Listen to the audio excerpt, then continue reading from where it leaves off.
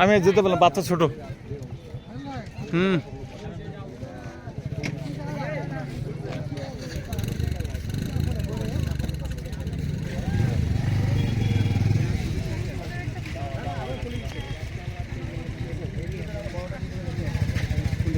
বাহ বাহ বাহ বাহ বাহ, এইবার ভালো হয়েছে।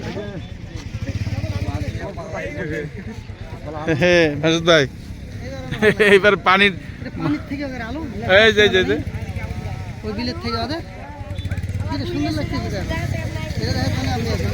আমি তো এই জন্যই আসছি এখানে।